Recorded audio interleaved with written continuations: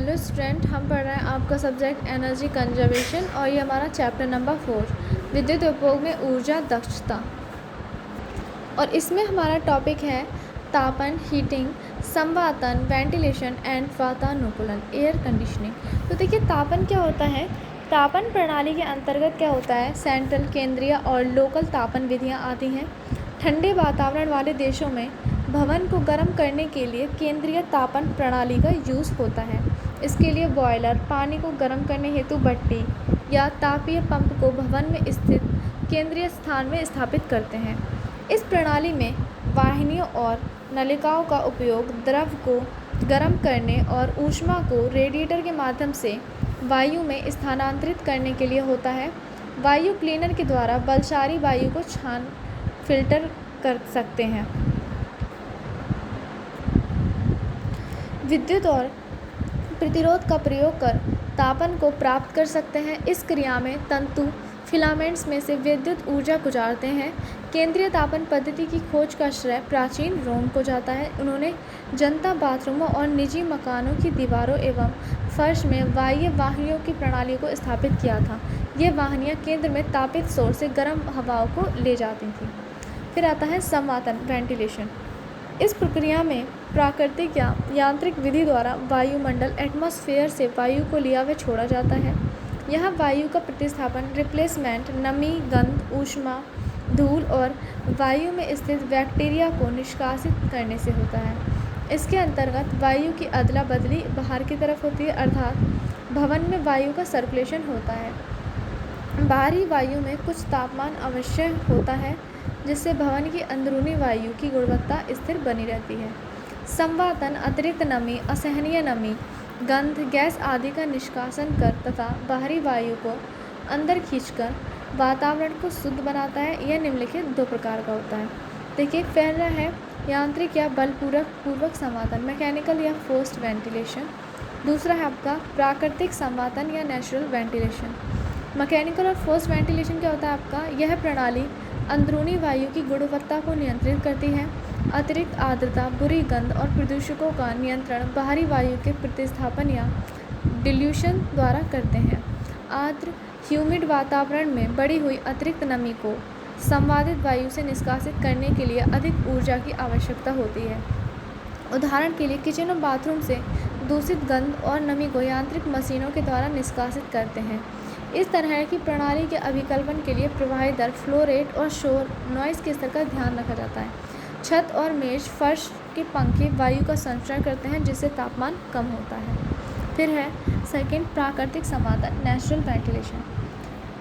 प्राकृतिक संवातन में भवन के अंदर स्थित अंदरूनी वायु को निष्कासित करने के लिए पंखे या किसी भी यांत्रिक विधि का यूज़ नहीं होता।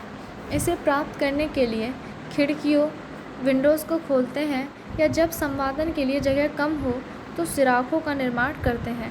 कुछ जटिल प्रणालियों में गर्म ठंडी वायु को ऊपर पहुंचाया जाता है, जहां इसे ऊपरी सुराखों से नीचे बने सुराखों तक पहुंचाया जाता है। स्टैक प्रभाव के कारण बाहरी वायु बलपूर्वक ठंडी हो जाती है और प्राकृतिक विधि से वायु द्वारा बलपूर्वक ठंडक भवन को मिलती है। इस विधि में बहुत ही कम ऊर्जा की खपत होती है। फिर आता है आपका वातानुकूलन, एयर कंडीशनिंग। यह प्रक्रिया ताप के निष्कासन के द्वारा होती है।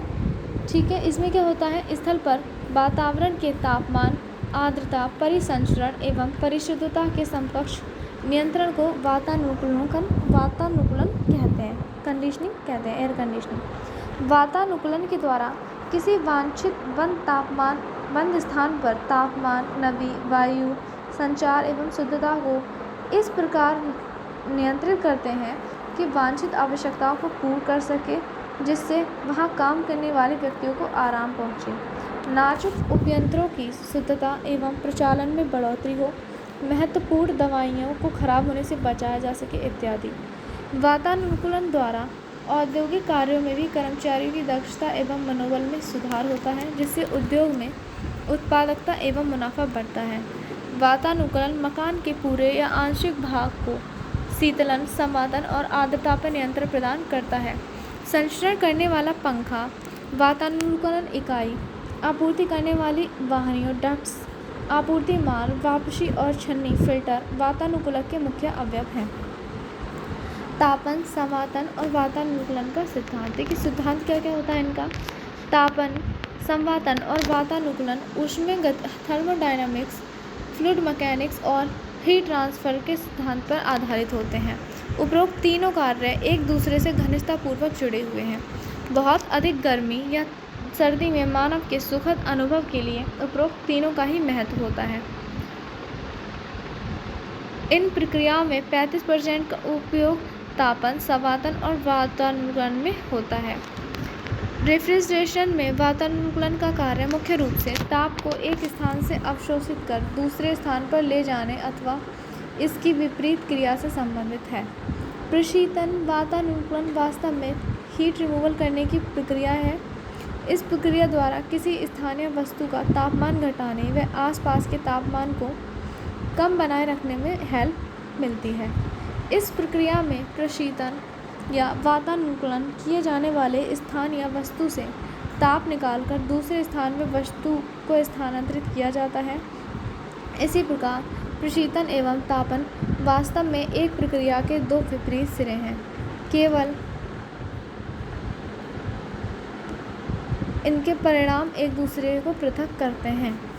इस प्रकार तापन, संवातन और वातानुकूलन का उपयोग एक साथ या अन्य इकाइयों द्वारा शुद्ध हवा की आपूर्ति, तापन, भवन के शीतलन और आर्द्रता नियंत्रण के लिए किया जाता है। ह्यूमिडिटी को कंट्रोल करने के लिए इसका यूज़ करते हैं। फिर आता है आपका क्लासिफिकेशन ऑफ एयर कंडीशनिंग। उद्देश्य के आधार पर, on the basis of purpose. इस आधार पर जो वातानुकूलन होता है दो प्रकार के होते हैं। एक क्या होता है आपका सुखद वातानुकूलन, जैसे कंफर्ट एयर कंडीशनिंग कहते हैं, और दूसरा होता है आपका औद्योगिक वातानुकूलन, इंडस्ट्रियल एयर कंडीशनिंग।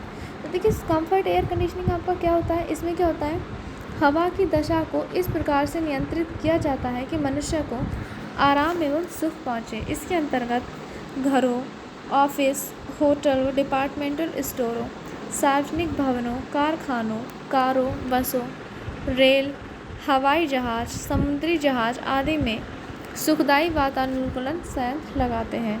पहला क्या है, जैसे औद्योगिक वातानुकूलन, इंडस्ट्रियल एयर कंडीशनिंग। इस प्रकार के अनुकूलन का उपयोग आर्द्रताग्राही पदार्थों, हाइड्रोस्कोपिक मटेरियल्स की नमी को, विभिन्न रासायनिक प्रक्रियाओं को नियंत्रित करने, साफ और छनी हुई फिल्टर वायु को मशीनों के बिना किसी त्रुटि के प्रदान करने तथा परिशुद्ध वस्तुओं के उत्पन्न करने में होता है। ये था आपका औद्योगिक वातानुकूलन। फिर on the basis of weather of the year, वर्ष के मौसम के आधार पर वातानुकूलन 3 प्रकार का होता है। शीतकालीन वातानुकूलन क्या होता है, विंटर एयर कंडीशनिंग। शीतकालीन वातानुकूलन के द्वारा आवश्यक स्थान पर वायु की ये ऊष्मा के साथ ड्राइनेस की मात्रा में भी बढ़ोतरी की जाती है।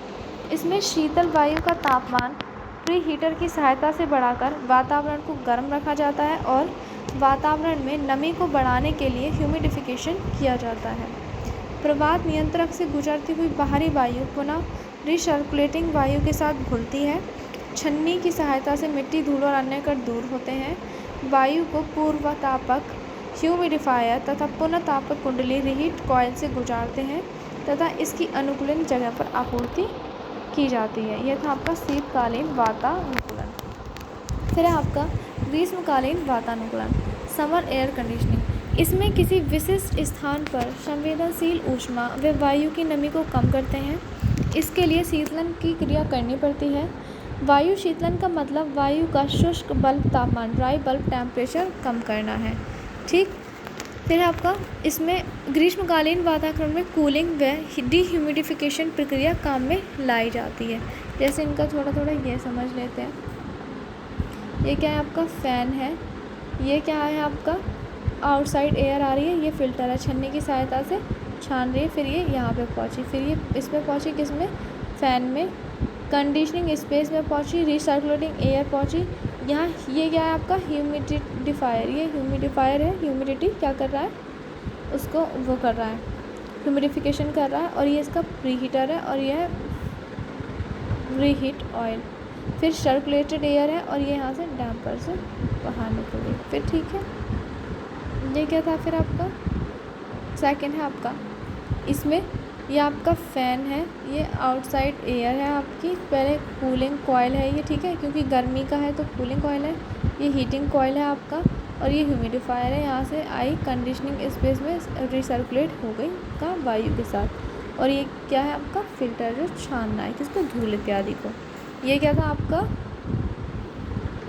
ग्रीष्मकालीन वातानुकूलन प्रणाली। फिर है पूर्ण वर्ष वातानुकूलन, ईयर राउंड एयर कंडीशनिंग, इसमें पूरे वर्ष के लिए वातानुकूलन करना होता है। वर्ष में कई मौसम बदलते हैं, हमारे देश में तो बहुत ज़्यादा मतलब विविधता है, अतः इसमें उस स्थान पर विभिन्न मौसम के अनुसार समय समय पर वायु की दिशा की दशा का नियंत्रण करना होता है। ये क्या था आपका। नेक्स्ट क्लास में पढ़ेंगे on the basis of plant. Thank you class.